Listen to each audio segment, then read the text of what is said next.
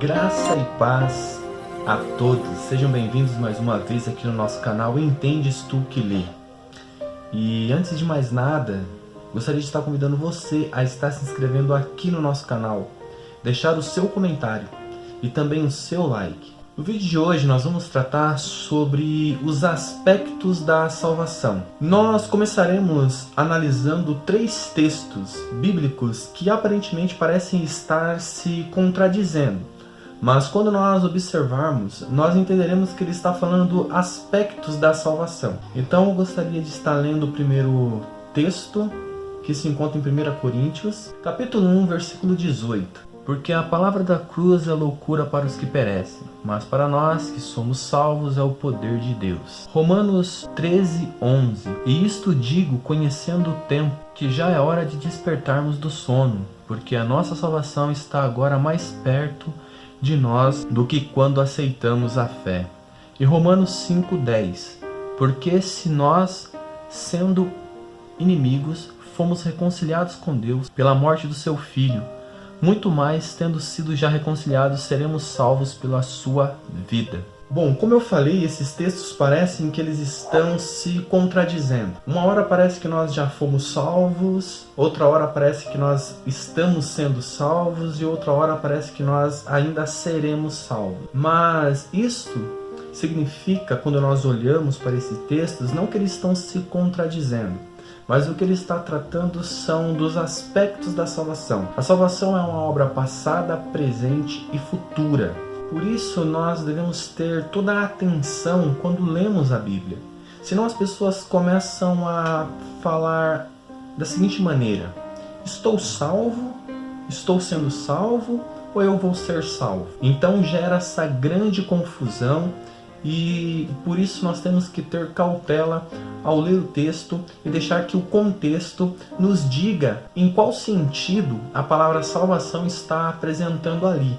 Não que a salvação exista em vários sentidos, mas precisamos entender o tempo de que ele está falando em relação quando a palavra aparece. Então você pode me perguntar, qual é a forma, qual é dessas 3 passagens está correta, ou qual dessas 3 formas estão corretas? Como nós vamos analisar nesse vídeo, as 3 formas se encontram da maneira correta. Bom, primeiramente, o que devemos entender é que muitos, infelizmente, não sabem que a Bíblia se utiliza da palavra salvação de diferentes aspectos, sendo assim com sentidos diferentes. Por isso, quando as pessoas leem a palavra salvação, nem sempre ela vai estar retratando a vida eterna. Por isso devemos tomar todo o cuidado quando lemos a Bíblia. Então, para esclarecer este assunto, quero começar a dizer, a enfatizar que a salvação é um ato concreto, que é também um processo e é também uma promessa. Por isso é correto dizer que a salvação ela é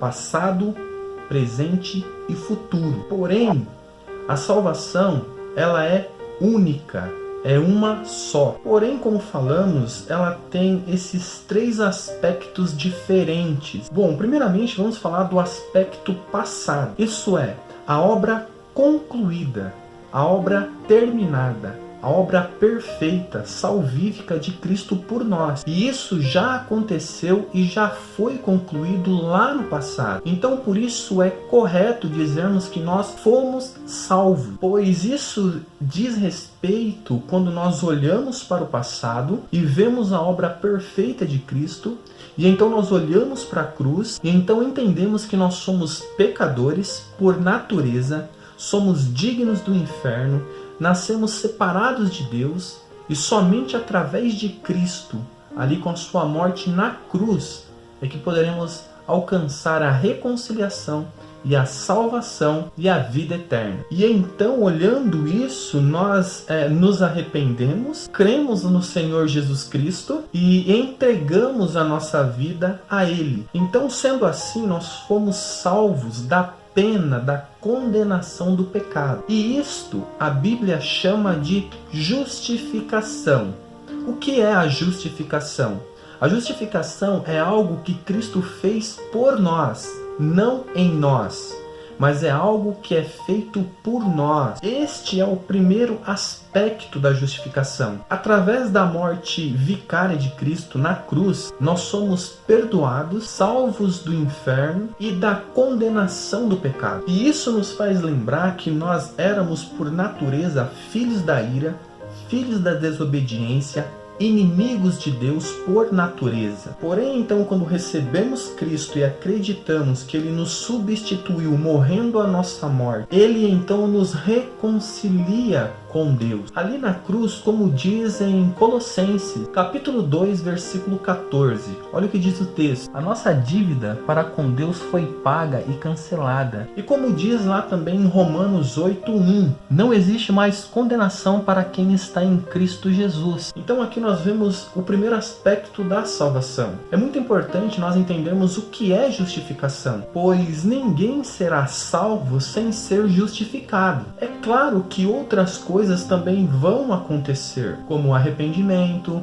fé, reconciliação, regeneração, adoção e santificação. Tudo isso ocorre ao mesmo tempo, mas é claro que nós separamos para que fique fácil a compreensão na maneira didática de apresentarmos a matéria ou a doutrina. Por isso é importante entendermos que a salvação é um ato único e todas essas coisas ocorrem juntas, não separadas. Então, como nós falamos, a justificação é algo que Cristo fez por nós, não em nós. É algo que muda a nossa condição na presença de Deus. Nós não deixamos de pecar, mas sendo justificados em Cristo, Deus Pai nos considera agora como seu Filho, Jesus Cristo, porque a sua justiça é imputada em nós, é colocada em nós. Então não somos justos, nós somos declarados justos. A justiça de Cristo é imputada em nós. A palavra justificação foi tirada do vocabulário judicial. É como se nós fôssemos levados diante de um tribunal e ali sendo condenado, culpado. Sendo assim, deveríamos pagar uma pena. Mas Jesus interveio disposto a pagar essa pena por nós. Então, o juiz, que é Deus, ele aceitou essa troca. A partir de então, Deus nos considera justos, inocentes e justos com base nos méritos de outro, de Jesus Cristo. Trata-se então de um ato legal e judicial, onde Cristo estava disposto a cumprir a nossa condenação. E isto não tem nada a ver com os nossos méritos. Agora vamos falar um pouco sobre a salvação no seu aspecto presente. Isto indica que nós somos salvos do domínio do pecado. Em Romanos 6,14 diz assim: porque o pecado não terá domínio sobre vós, pois não estáis debaixo da lei, mas debaixo da graça. Bom, é importante nós entendermos que a justificação e a santificação são coisas distintas, porém caminham juntas. Todo aquele que é justificado, ele é chamado a andar em santificação e uma vida sã. E isto então vai implicar numa obediência à palavra de Deus. E assim o pecado deixa de ter domínio sobre nós. Não somos mais escravos do pecado. Agora somos escravos de Cristo. Pertencemos a Ele. Ele é o nosso Senhor, Ele nos comprou. Diferente da justificação, a santificação é algo que vai evoluindo, por assim dizer. É algo que vai crescendo. Você vai exercitando a santificação. Justificação não. Somos declarados justos, salvos, ponto. Agora já a santificação é um processo. É por isso que a Bíblia nos diz que devemos nos despojar do velho homem. E também agora devemos produzir frutos do Espírito e não mais os frutos da carne. É um novo viver. Então nós vimos que a salvação ela é passada, presente e agora vamos falar da salvação no seu aspecto futuro, como uma promessa, como seremos salvos, né? Aquele que perseverar até o fim será salvo. Então nós vamos ver agora a promessa no seu aspecto futuro. Lembrando que a salvação é única, é uma só.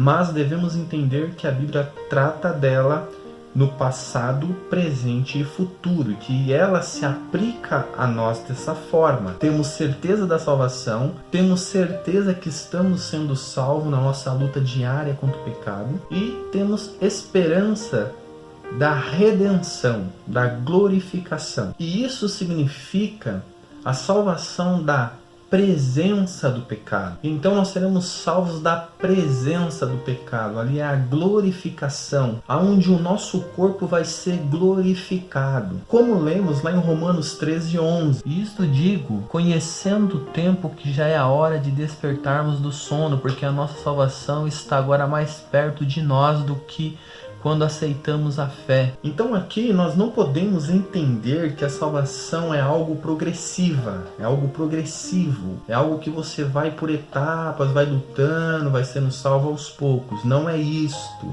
Não confunda. Nós esperamos a salvação porque nós já somos salvos pela obra perfeita concluída no passado de Cristo ao nosso favor. Porque se acreditarmos dessa forma, que nós vamos aos poucos ganhando a salvação, isso arremete às nossas obras, e a salvação não é por obras, a salvação é por fé.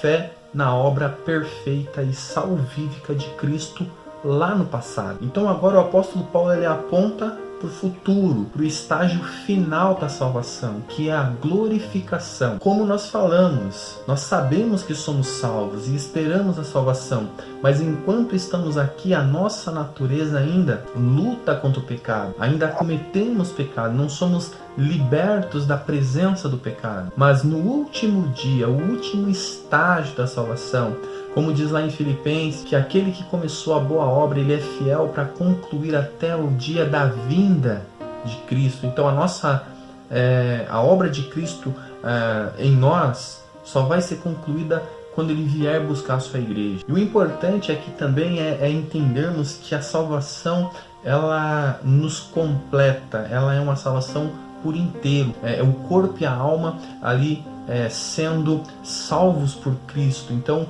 tanto a alma quanto o corpo serão restaurados. Isso aqui é muito importante porque já remete no arrebatamento. E essa é uma parte muito importante porque a restauração do nosso corpo, tendo o nosso corpo glorificado, nos arremete ao arrebatamento da igreja. Pois, como o apóstolo Paulo diz, que os mortos ressuscitarão primeiro, e aqueles que estiverem vivos serão transladados, e encontraremos com Cristo nos ares, com poder e grande glória. Então espero que esse vídeo tenha te ajudado a entender os aspectos da salvação, aspecto passado, presente e futuro. O canal Entendes Tu Que Lê vai ficando por aqui. Até o próximo vídeo, se Deus quiser.